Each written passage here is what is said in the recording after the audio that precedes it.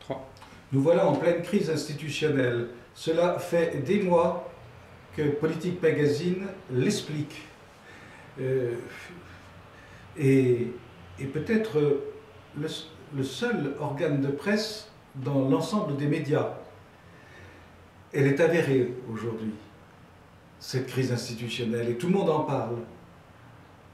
Le chef de l'État est, pour ainsi dire, maintenant inexistant, et il est tellement ridicule qu'il ne représente plus la France. C'est dramatique, parce que la politique intérieure et la politique extérieure s'en trouvent affectées, évidemment, de façon très grave. Et à un moment où la crise intérieure risque de s'accélérer et où les crises extérieures elles-mêmes deviennent de plus en plus dramatiques. Pas de chef de l'État pour la France, la plus vieille nation d'Europe. Et non seulement cela, mais le gouvernement lui-même est très mal pris. Ce n'est pas parce que Valls vient de faire un coup d'autorité et qu'il se prépare vraisemblablement à en faire encore quelques autres qu'il va arriver à gouverner. Bon, le 49-3, le forceps, le vote bloqué, peut-être les ordonnances. Il s'est bien gardé de demander la confiance immédiatement, parce qu'il sait très bien qu'il n'a probablement pas sa majorité, y compris dans son propre parti. L'université d'été de La Rochelle, qui aura lieu samedi-dimanche, va révéler probablement des fractures d'une très grande profondeur. Mais précisément, c'est la fin du régime des partis. Le gouvernement n'est pas là et ne peut plus être là pour donner satisfaction à des partis. Ce n'est plus possible. Et Valls se trouve devant lui-même, devant cet impossible problème. Et il ne le résoudra pas. Et comme il est prudentissime, malgré tout, malgré ses coups de menton, il s'arrangera un jour pour garder son avenir, pour garder son destin, pour rompre avec les difficultés. Et donc, il est question de dissolution. Et peut-être que Hollande, se souvenant des leçons de Mitterrand, s'arrangera pour faire une réforme de scrutin qui lui permettra d'organiser une cohabitation qui sera littéralement impossible pour la droite. Du coup, les politiciens de droite sont là à réclamer en même temps la démission du président. Évidemment, on ne s'y retrouve plus avec ce quinquennat. Dissolution, démission, mais il n'y a plus d'institution. Et qu'est-ce qui se passe? Et c'est terrible, parce que on a le sentiment que les partis de gouvernement ne s'organisent qu'en fonction du parti qui risque de leur ravir le prétendu gouvernement.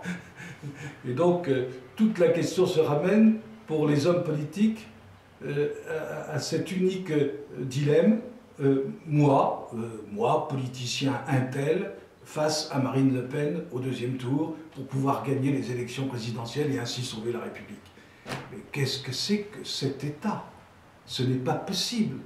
Il n'y a plus aucun moyen de s'en sortir. Donc la crise institutionnelle est majeure.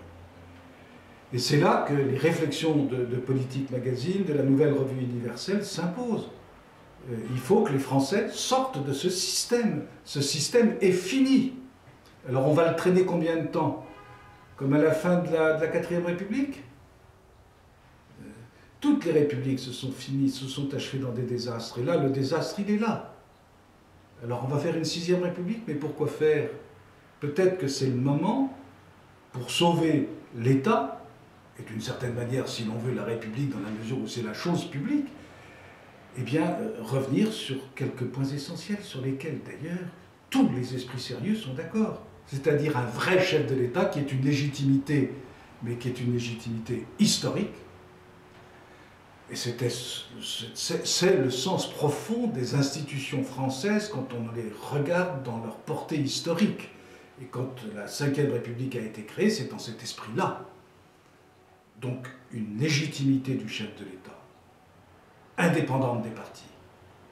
Et ensuite un gouvernement, et un gouvernement qui gouverne, resserré sur les tâches essentielles, qui sont les tâches dites régaliennes, précisément. Pourquoi l'État s'occupe-t-il de former l'esprit des petits Français? Mais enfin, de quoi je me mêle? Un État, un gouvernement resserré.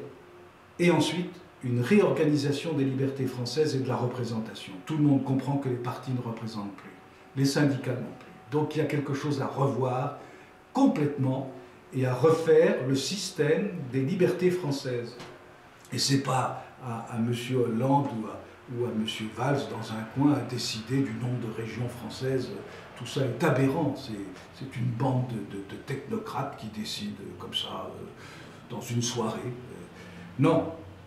Et là, que les Français retrouvent leur liberté, que l'on réorganise leur territoire et que ces territoires, que ces activités françaises soient représentées en tant que telles et non pas en tant qu'idéologie. Il n'y a pas d'idéologie là-dedans. Eh bien ça, c'est des principes, c'est un ensemble de principes de réforme sur lesquels il convient de travailler et qui s'imposeront peut-être, espérons-le, demain, dans les nécessités tragiques vers lesquelles nous allons.